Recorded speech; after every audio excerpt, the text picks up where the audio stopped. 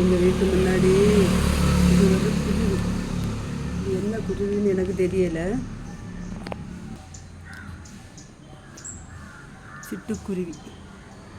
இங்கே பாருங்க, நான் அந்த கருவேப்பிலையிலேருந்து பழம் சாப்பிடுது. சின்ன குட்டியாக அப்படி பறக்குது பற்றியெல்லாம்.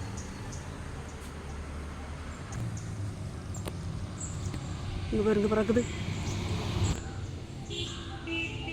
குட்டியாட்டு. இந்த மரத்தில் என்ன பறக்குது பற்றியெல்லாம். சிட்டுக்குருவிகள்.